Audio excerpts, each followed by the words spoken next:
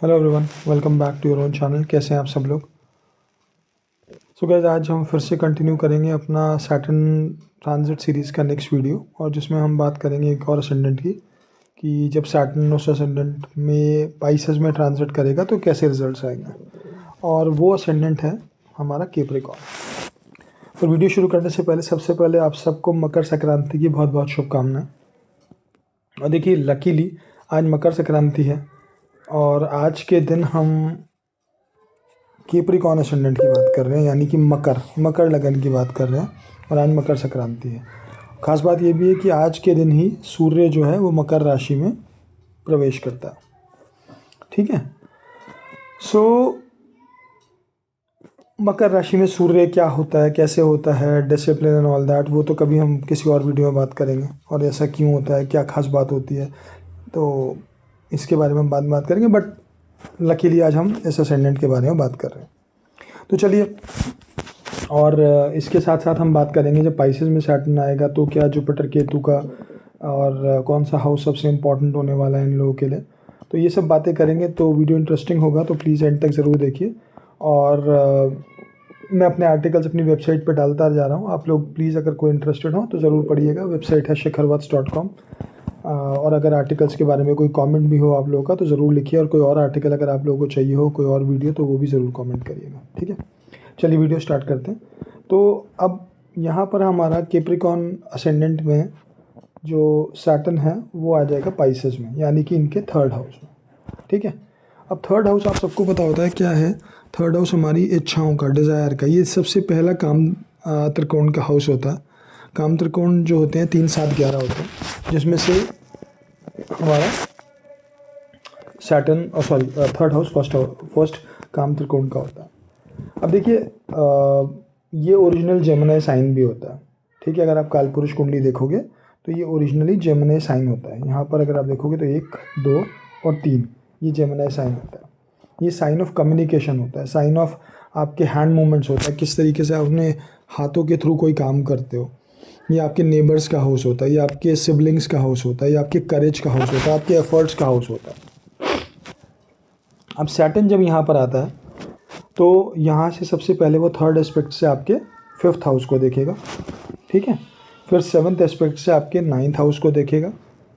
ठीक, और आपके 12th हाउस को देखेगा 10th एस्पेक्ट से। देखो, सबसे पहले तो वैसे सैटर्न जो होता है ना, अगर ओरिजिनली थर्ड हाउस में प्लेस्ड होता है तो हम इसे एक बिज़नेस का कॉम्बिनेशन बहुत अच्छा मानते हैं। ये माना जाता है कि ये इन लोगों के लिए बिज़नेस बहुत अच्छा रहेगा अगर ये लोग करेंगे तो। ठीक है, बिज़नेस में ये काफ़ी अच्छा कर सकते हैं। तो यहाँ पर आकर सबसे पहले थर्ड हाउस में जब सैटर्न आएगा तो वो आप लोगों के कम्युनिकेशन, ठीक है, से रिलेटेड चीज़ों में कुछ ना कुछ बदलाव लाएगा, कुछ चेंजेस लाएगा, कुछ आप उसके लिए कुछ एफर्ट्स करोगे, because Saturn is always about efforts, है ना। उसके बाद थर्ड हाउस आपका शॉर्ट ट्रैवल जर्नीज़ के लिए है, तो वो आपको जर्नीज़ तो देगा ही देगा, क्योंकि थर्ड में बैठ के 9th को भी देख रहा है, वो लॉन्ग डिस्टेंस ट्रैवल होते हैं। तो यहाँ पे जर्नी या ट्रैवलिंग का एक योग बनते हैं। हर किसी के लिए नहीं, देखो जैसे मैं हर वीडियो में बोलता हूँ, सो प्लीज़ उसे हर किसी के लिए मत समझना। आप लोगों को अपने नेटल चार्ट को और प्लैनेट के ट्रांजिट और दशाओं को ब्लेंड करना पड़ेगा, मिक्स करना पड़ेगा इसके साथ, तब जाकर है। बट जनरल में अगर सैटर्न यहाँ पर बैठा है तो वो आपको ट्रैवलिंग दे सकता है। ठीक है। थर्ड हाउस फिर आपका जैसे मैंने आपको बोला कि एक हैंड रिलेटेड मूवमेंट्स का है, कम्युनिकेशन का है, जेस्चर्स का है, आपके छोटे बहन भाइयों का है, आपके नेबर्स का रिलेटेड है। तो इन सब चीज़ों में कहीं ना कहीं सैटर्न रोल प्ले करेगा। और ये आप लोग ये चीज़ें देखेंगे कि हो सकता है आपके सिबलिंग्स के साथ कम्युनिकेशन में, या सिबलिंग्स के साथ एक रिलेशनशिप में थोड़ा सा आप लोगों को एफर्ट्स डालने पड़ रहे हैं, या वो हो सकता है उतने ज़्यादा जिसे नॉर्मल होता है उतने कम होने लगा। कहीं ना कहीं ये चीज़ें आप लोगों को दिखेंगी। देखो, सैटर्न का बहुत सिंपल सा है, जो मैं आप लोगों को कई बार बता चुका हूँ कि सैटर्न चीज़ों में आप लोगों को देता भी है और वापस कुछ लेता भी है, depending upon your Karma, depending upon कि आप कैसे कितने एफर्ट्स डालेंगे। ठीक है। तो जहाँ भी सैटर्न बैठता है, जिन हाउसेस को देखता है, वो इसलिए इम्पोर्टेंट हो जाता है कि वहाँ पर आपकी कर्मा, आपका डिसिप्लिन, आपकी पेशेंस बहुत ज़्यादा रिक्वायर्ड होती है उन हाउसेस में और उन हाउसेस से रिलेटेड चीज़ों में। किसी के यहाँ पर अगर अपने सिबलिंग से रिलेशनशिप उतने अच्छे नहीं चल रहे हैं और उनको इम्प्रूव करना है तो डेफिनेटली वो एफ़र्ट्स लगाने पड़ेंगे, बिना एफ़र्ट्स के वो अच्छे नहीं होंगे, ठीक है। और अगर एफ़र्ट्स नहीं लगे या उनको लाइटली लिया गया तो हो सकता है वो ख़राब भी हो जाए, ऐसे चांसेस बन जाते हैं। सो ये चीज़ें आप लोगों को देखनी। अब देखो यहाँ से थर्ड हाउस आपका, थर्ड एस्पेक्ट से आपका देखता है फिफ्थ हाउस। फिफ्थ हाउस के बारे में हम कई बार बात कर चुके हैं और वीडियोस में भी कि फिफ्थ हाउस आपके चाइल्ड बर्थ रिलेटेड है, स्पेकुलेटिव बिजनेस है, आपकी गवर्नमेंट रिलेटेड चीज़ें हैं, क्रिएटिव एक्सप्रेशंस हैं, क्रिएटिविटी है, ये सब चीज़ें फिफ्थ हाउस में आते हैं। अब जब सैटर्न या थर्ड एस्पेक्ट से देखिएगा तो आपको लगातार प्रयास यानी कि कंटिन्यूस एफर्ट्स यहाँ पे देने पड़ेंगे इस हाउस से रिलेटेड।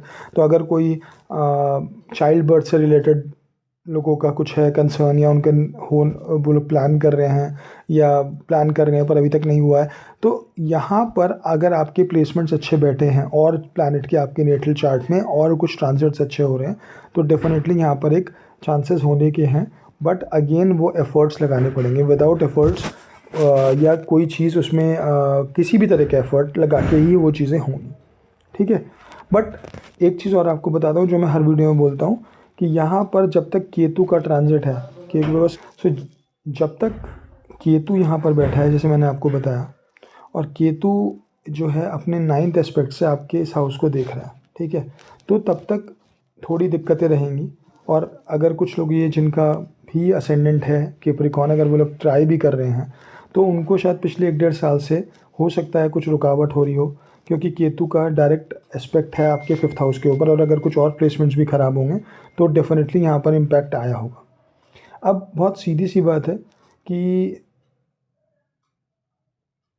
आपका जैसे ही केतु का ट्रांजिट यहाँ पर होगा और सैटर्न यहाँ पर देखेगा, साथ में अभी जुपिटर भी फिलहाल यहाँ बैठा हुआ है, और अगर और प्लैनेट्स आपके सपोर्ट करते हैं तो रिजल्ट अच्छा मिलने के चांसेस बहुत ज़्यादा बढ़ जाते हैं, ठीक है। तो इस तरीके से आप लोगों को ये चीज़ें देखनी पड़ेंगी। स्पेकुलेटिव चीज़ों में है, अगर वही चीज़ सेम इसका है, अगर यहाँ पर आपको दिख रहा है कि आपकी ये स्पेकुलेटिव बिजनेस में आपका कहीं इन्वेस्टमेंट है या आप करना चाह रहे हो कुछ है, तो वो भी मैं अगर करना चाह रहे हो, नया करना चाह रहे हो, तो मैं बोलूँगा जब तक केतु यहाँ पर बैठा है मत कीजिए, जब केतु यहाँ आ जाएगा तब कीजिएगा, ठीक है। पर अगर आपका ऑलरेडी है तो you have to be patient, क्योंकि वो थोड़ा सा ऊपर नीचे रखवाएगा जब तक कि केतु यहाँ पर बैठा हुआ है, ठीक। तो ये बातें हो गई हमारी फिफ्थ हाउस की। अब हम बात करते हैं 9th हाउस की। 9th हाउस की मैं ऑलरेडी आपको बता चुका हूँ कि लॉन्ग डिस्टेंस ट्रैवलिंग ये सब चीज़ें आपको सैटर्न दे सकता है अपने इस 2.5 साल के पीरियड में, ठीक है।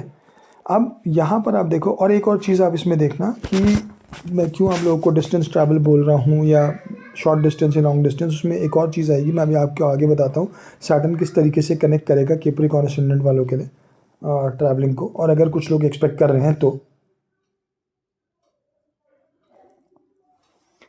कि अभी तो फिलहाल 9th हाउस को देखिएगा तो 9th हाउस रिलेटेड चीज़ें हो सकता है रिलीजियस ट्रैवल भी दे दे, हो सकता है फॉरेन ट्रैवल दे दे, फादर के साथ ट्रैवलिंग का कुछ हो जाए, आप उनके साथ यात्रा करें या उनके पास यात्रा करें, ऐसा भी हो सकता है, किसी गुरु के पास जाएं, ठीक है, ऐसा भी चांसेस बनते हैं।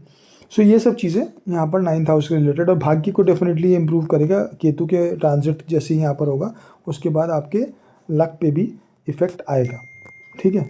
अब वो पॉजिटिव या नेगेटिव वो हम आपके चार्ट के थ्रू पता लगेगा, बट यहाँ पर डेफिनेटली वो चीज़ें में चेंजेस आएंगे। अब जो मैं आप लोगों से बोल रहा था, हम बात करते हैं 12th हाउस के जो 10th एस्पेक्ट से देख रहा है। मैं क्यों आप लोगों को बोल रहा था कि सैटर्न कनेक्ट करेगा आपके लॉन्ग डिस्टेंस ट्रैवल को और ट्रैवलिंग को। अब देखो सैटर्न खुद बैठा है थर्ड हाउस में, 9th हाउस को देख रहा है और साथ में 12th हाउस को भी देख रहा है। तो ये हो गया शॉर्ट डिस्टेंस ट्रैवल, ये हो गया लॉन्ग डिस्टेंस ट्रैवल, और ये हो गया आपका फॉरेन ट्रैवल। तो जिन भी लोगों के चांसेस हैं कि वो लोग अपना चाहे वो किसी भी इंडस्ट्री में जॉब करते हो, फॉर एग्जांपल आईटी में, अगर उन लोगों को है कि उनको बाहर जाने का चांसेस मिल रहे हैं, कुछ योग बन रहे हैं, उनके ऑफिस में कोई बात चल रही है, तो ये जो अगले 2.5 साल शुरू होंगे मार्च से, और देखो जो मैं आप लोगों को वीडियोज़ बना रहा हूँ ना, ये मार्च के बाद से होगा इनका इफेक्ट। ये ना समझे कि अभी से हो रहा है। कुछ लोगों को कन्फ्यूजन है, कुछ क्वेश्चन मेरे पास आए जहाँ पे उन लोगों को लग रहा है कि अभी से सैटर्न वहाँ पर है और वो उसके ट्राइन में वो प्लैनेट्स बैठे हैं तो इफेक्ट क्यों नहीं दे रहे। नहीं, अभी सैटर्न नहीं है, अभी सैटर्न एक्वेरियस में ही बैठा हुआ है, ठीक है, सैटर्न पाइसेस में नहीं आया। तो जब सैटर्न पाइसेस में आएगा उसके बाद से ही वो चीज़ें इफेक्ट करेंगी। तो जिन भी लोगों का फॉरेन ट्रैवल का योग बन रहा है या फॉरेन ट्रैवल की कुछ बातें चल रही हैं, उन लोगों के लिए अगले 2.5 साल में चांसेस काफ़ी अच्छे हैं। और भी मैं बताऊंगा इसका इफेक्ट क्यों है अभी थोड़ी देर में। ज़्यादा फॉरेन ट्रैवल के लिए मैं क्यों बार बार बोल रहा हूँ। तो ये तो हो गया आपका 9th हाउस और 12th हाउस और 3rd हाउस का रिलेशनशिप बन रहा है, ठीक है। सैटर्न के थ्रू कनेक्टिविटी आ रही है इसकी। और अगर आप लोग के प्लैनेट्स और सपोर्टिंग बैठे हैं इन हाउसेज में तो डेफिनेटली वो ट्रैवल आपको दिखेगा। अब मैं आपको क्यों और बोल रहा हूँ कि एक और योग है जिससे ये और आपको क्लैरिटी हो जाएगी।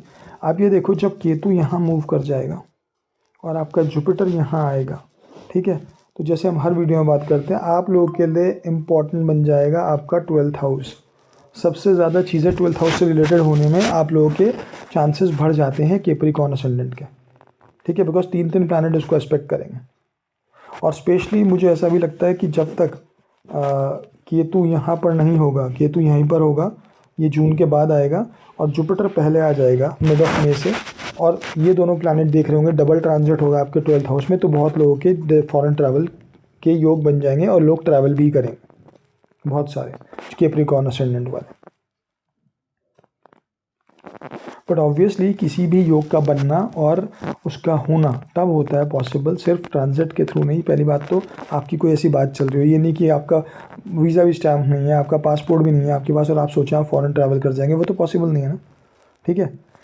वो फिर किसी और चीज़ में, बिकॉज 12th हाउस एक ही चीज़ नहीं होती ना, 12th हाउस तो बहुत सारी चीज़ें हैं। 12th house is about meditation, 12th house is about separation, 12th house is about आपका क्या कहते हैं इन्वेस्टमेंट्स, 12th हाउस होता है आपका लॉस का, 12th हाउस किसी भी चीज़ का, और 12th हाउस बहुत सारी चीज़ों से रिलेट करता है आपके। अगर आप हर हाउस से देखोगे तो डिफरेंट चीज़ें हैं, ठीक। 2nd हाउस से देखोगे तो वो 2nd हाउस का गेन हाउस है। तो बहुत सारी चीज़ें होती हैं 12th हाउस से, सिर्फ एक ही चीज़ नहीं। बट मैं बता रहा हूँ जिनके ऑलरेडी बातें चल रही हैं कुछ हैं, उनके चांसेस बन जाते हैं बाहर जाने के ज़्यादा इन पीरियड्स में। और पर उसमें भी आपके ट्रांजिट और प्लैनेट के, आपके नेटल चार्ट के प्लेसमेंट्स और आपकी दशा सपोर्ट करनी चाहिए। देखो ट्रैवल कब करोगे, जब दशा और ट्रांजिट दोनों इकट्ठे आएंगे। वरना बहुत बार ऐसा होता है ट्रांजिट आके चले जाते हैं, दशा सपोर्ट नहीं कर रही, आपको नहीं मिलेगा। बहुत बार दशा आएगी, ट्रांजिट फेवर नहीं कर रहे हैं तो वो दशा निकल जाएगी। ये मैंने बहुत ज़्यादा देखा है अपने भी चार्ट में, मैंने अपनी चीज़ें देखी हैं बहुत बार, औरों के चार्ट में भी देखा, नहीं मिलेंगी आपको वो चीज़ें, आप कितनी कोशिश कर लो। तो you have to understand this logic कि ट्रांजिट और दशा का दोनों का परस्पर चीज़ें मिलने की ज़रूरत है। जब तक वो नहीं मिलेगी तब तक नहीं हो पाएगा, ठीक है। तो ये आप समझ लो। चलिए अभी मैंने आपको बता दिया, हाँ ठीक है, जुपिटर और केतु के ट्रांजिट के बारे में बात कर चुके हैं, मेन हाउस के बारे में बात कर चुके हैं, सैटर्न किन किन हाउस को इफेक्ट करेगा। अब एक और चीज़ आती है जो हमारी होती है कि सैटर्न के ट्राइन में, फिर अगेन आपके सैटर्न के ट्राइन में देखो तो 7th हाउस आएगा आपका और आपका 11th हाउस आएगा, ठीक है। तो यहाँ पर आप देखो कौन से प्लैनेट्स बैठे हैं, जो प्लैनेट्स बैठे होंगे उनके रिलेटेड सैटर्न आपको रिजल्ट्स देगा, बेनिफिट देगा, चीज़ें अच्छी हो सकती हैं उनसे रिलेटेड। तो यहाँ पर ये आपको समझना बहुत ज़रूरी हो जाता है कि सैटर्न ये आपके त्रिकोण में आपके 7th हाउस और 11th हाउस में प्लैनेट्स जो बैठे हैं उनसे रिलेटेड करियर में आपको डेफिनेटली कुछ ना कुछ गेंस देगा, और डेफिनेटली देगा जब आपके ट्राइन में जो भी प्लैनेट्स बैठे हैं उनसे रिलेटेड कुछ ना कुछ पूरे इस अगले 2.5 साल के पीरियड में। वो कब कैसे आएगा उसके लिए आपको दशा भी देखनी पड़ेगी। दशा जैसे ही सपोर्टिंग आएगी, सूक्ष्म दशा आएगी, प्रत्यंतर दशा आएगी, वो आपको यहाँ पर इसके रिलेटेड रिजल्ट्स दे देगा, ठीक है। सो चलिए गाइस, ये एक एनालिसिस था मेरा कैप्रिकॉर्न लगन वालों के लिए, मकर लगन वालों के लिए, कि जब उनका शनि जो है वो मीन राशि में गोचर करेगा तो वो कैसे रिजल्ट्स देगा, किन किन हाउसेस से रिलेटेड देगा, किन ट्राइन्स में देगा, कौन सा हाउस इंपॉर्टेंट होगा, ये सब हमने आज बात करी है। तो चलिए, मुझे लगता है आपको, आई होप कि आपको वीडियो अच्छी लगी हो। अगर अच्छी लगी हो तो प्लीज़ एज ऑलवेज़ प्लीज़ मेरे चैनल को सब्सक्राइब करें, वीडियो को लाइक करें, ज़्यादा से ज़्यादा लाइक करें और शेयर करें, कमेंट करें। और अगर आपका कोई भी क्वेश्चन है तो पूछें, मैं मैक्सिमम लोगों के क्वेश्चन आंसर करता हूँ जहाँ तक पॉसिबल होता है। बट देखिए कुछ क्वेश्चन ऐसे होते हैं कि जिसमें बहुत ही डिटेल से लोग पूछना चाहते हैं, वो तब तक पॉसिबल नहीं होता जब तक आप पूरा चार्ट नहीं कोई देखता। अगर ऐसे मैं आपको सारे चीज़ें वहाँ पे बता दूंगा तो वो सही नहीं होगा, क्योंकि वो गलत ही आंसर निकलेगा। क्योंकि बहुत सारी चीज़ें बेसिकली जब मैं आपको खुद बता रहा हूँ कि एक ट्रांजिट से कुछ नहीं होता, इसमें आपको दशा को और प्लैनेट्स के गोचर को, नेटल चार्ट को, इन सबको ब्लेंड करना पड़ता है, मिक्स करना पड़ता है। फिर कई बार आंसर्स देने के लिए हम नक्षत्र भी देखते हैं, प्लेसमेंट्स देखते हैं, एस्पेक्ट्स देखते हैं। तो आप ये सोचो कि सिर्फ आपके क्वेश्चन लिखने से या ये सिर्फ लिखने से कि मेरा ये प्लैनेट यहाँ बैठ गया, वो प्लैनेट वहाँ बैठ गया है, मेरा असेंडेंट ये है, इसके बेस पे एक बहुत ही, देखिए, एक हाई लेवल चीज़ें बताना इट्स फिर भी ओके, बट अगर आप बहुत ही बेसिक लेवल की कोई इंटरनल कोई मेजर चीज़ जैसे जॉब रिलेटेड हो गई, शादी हो गई, या चाइल्ड बर्थ से रिलेटेड चीज़ें हो गई, तो ये सब जानने के लिए ना पूरे चार्ट को एनालाइज करना पड़ता है। तो मैं ये नहीं कह रहा हूँ कि आप लोग मुझसे आके कंसल्टेशन लो, आप किसी से भी लो, बट चार्ट को प्रॉपर दिखाओ और तब पूछो, क्योंकि गलत आंसर लेने से गलत इफेक्ट पड़ता है हमारी सोच पर, और उससे हमारे डिसीजंस गलत हो जाते हैं। तो प्लीज़ क्वेश्चन या तो पूछिए मत इस टाइप के डिटेल वाले, और अगर पूछना है तो किसी से कंसल्टेशन लीजिए, चाहे किसी से भी लीजिए जिससे आपको लेनी है, पर कंसल्टेशन के बिना मत पूछिए। अदरवाइज़ कोई भी आपको यूट्यूब पे कुछ भी गलत सलत लिख के दे देगा, और आपको लगने लगेगा कि अच्छा मेरे साथ ऐसे होगा, ऐसे होना था, ऐसे होगा या नहीं होगा ये चीज़ मेरे साथ, देन आपका थॉट प्रोसेस वैसे ही होता चला जाएगा और आप गलत गलत सोच के चीज़ों को ख़राब कर लोगे। ठीक है, सो चलिए गाइस, अगले वीडियो में मिलते हैं अगले असेंडेंट के बारे में बात करने के लिए। Thank you so much, bye.